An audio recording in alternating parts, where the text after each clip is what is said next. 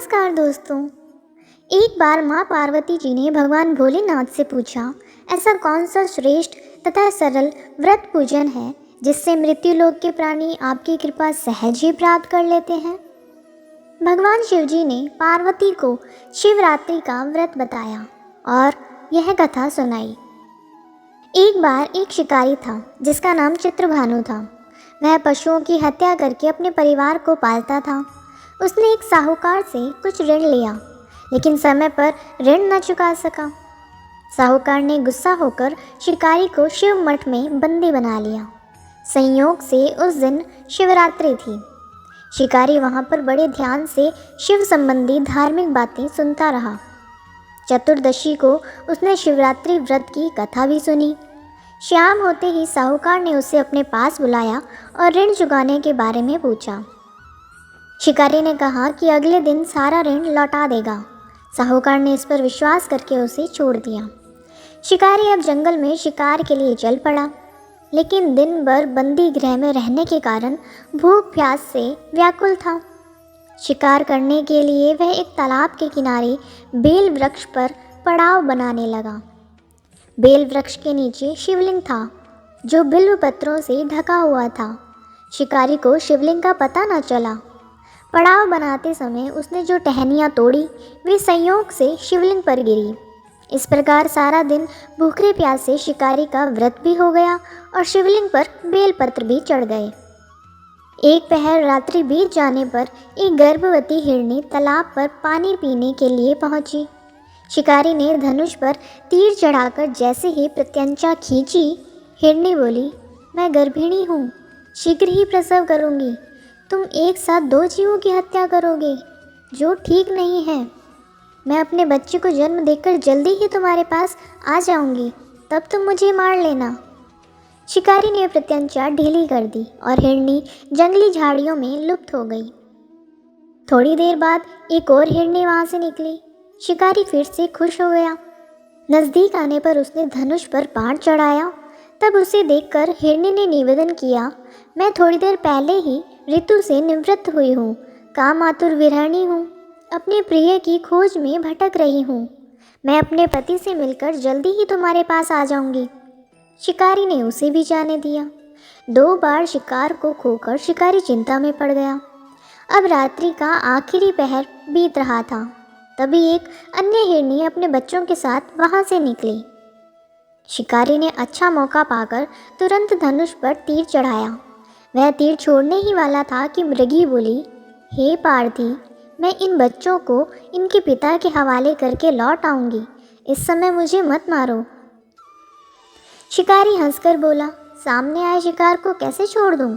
मैं ऐसा मूर्ख नहीं, मैं पहले ही 2 बार अपना शिकार खो चुका हूँ। मेरे बच्चे भूख प्यास से तड़प रहे होंगे।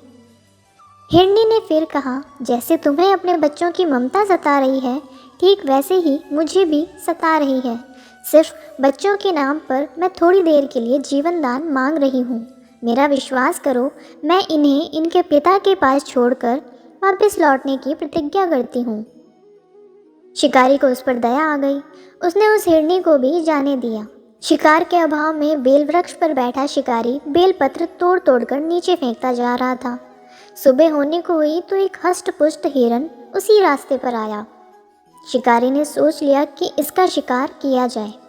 शिकारी की तनी प्रत्यंचा देखकर हिरन बड़े प्यार से विनीत स्वर में बोला, भाई, यदि तुमने मुझसे पूर्व आने वाली 3 हिरनियों तथा छोटे छोटे बच्चों को मार डाला है तो मुझे भी जल्दी से मार डालो, ताकि मुझे उनके वियोग में एक क्षण भी दुख न सहना पड़े। मैं उन मृगियों का पति हूँ। यदि तुमने उन्हें जीवन दान दिया है तो मुझे भी कुछ क्षण का जीवन देने की कृपा करो। मैं उनसे मिलकर तुम्हारे सामने आ जाऊंगा। हिरन की बात सुनते ही शिकारी के सामने पूरी रात का घटना चक्र घूम गया। उसने सारी कथा हिरन को सुना दी।